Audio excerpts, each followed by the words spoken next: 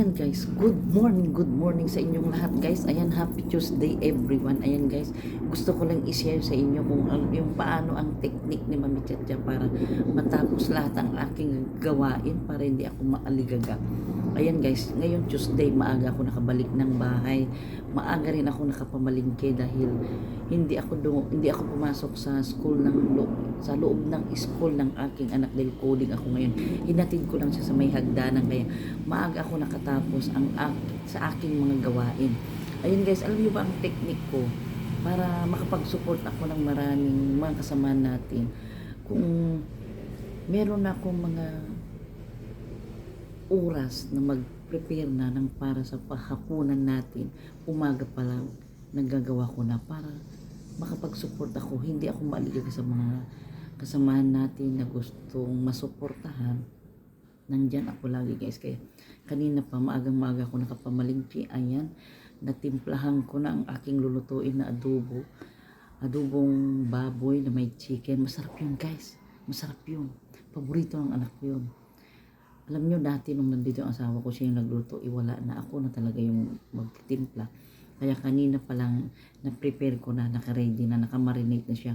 Para mamayang alas 2, sisindihan ko na lang para eksaktong bago mag 4:30.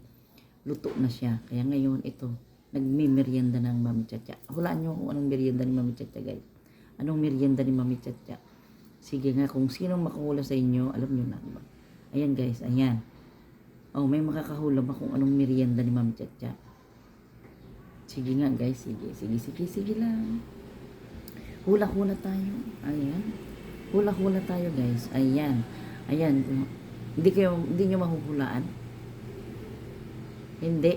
Papakita ko na sa inyo kung hindi nyo mahuhulaan. Ito na siya. Ito na. Pakita ko sa inyo ha.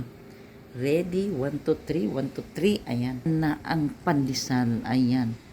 3 yan kanina guys. Kaso lang natira na ni Mami Chacha yung isa oh. 3 yan kanina. Hanggang 3 lang yan. Tapos alam nyo ba kung anong partner niyan? Alam nyo ba guys kung anong partner ang merienda ni Mami Chacha? Black coffee lang naman. Ayan. Black coffee lang tayo guys. Ayan. Okay na yan kay Mami Chacha. Black coffee lang. Tapos 3 pandesal. Ayan. Nakain ko na yung isa. Kaya yan na lang, 1 kalahati na lang. Alam nyo guys, ako siguro yung tao na hindi mapalaman. Kayo ba mapalaman sa mga tinapay? Ako yung tao na hindi mapalaman guys. Yung plain lang na pandesal, okay na sa akin. Ngayon gusto ko rin naman ipakita sa inyo yung na-marinate ko na pang-adobo ko mamaya na. May nakalahating baboy, kalahating chicken. Masarap yun guys, ewan ko nga. Nag-aadobo kayo ng ganun. Papakita ko sa inyo yung na-marinate ko na, naka-ready na siya. Para pakuluan ko na lang siya mamayang mga 2 p.m. Ito na siya, diba? Ready na siya, oh. Ayan. Kompleto na ang timpla niyan, guys. Papakulo ko na yan. Siguradong napakasarap niyan mamayang hapon. Ayan.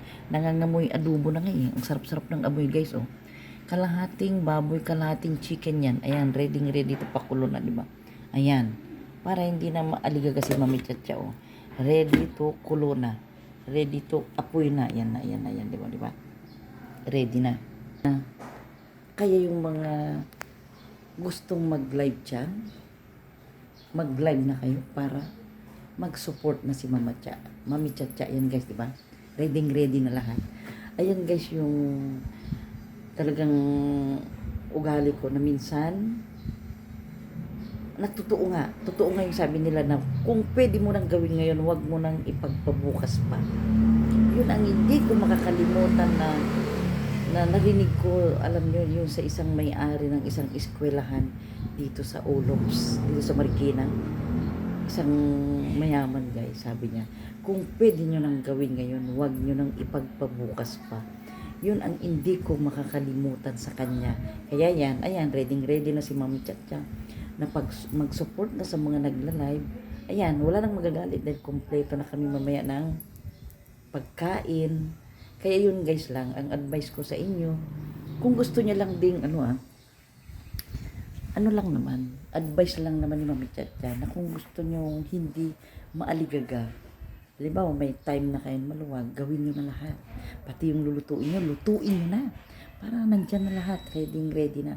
Yun nga lang, yung sa iba, may mga pamilya guys na hindi pwede, na hindi sila magsabay-sabay kumain. May mga ganun guys na kailangan mo talaga mag-ready sa lamesa para magsabay-sabay kumain. Eh ako guys, wala na kasi yung aking asawa.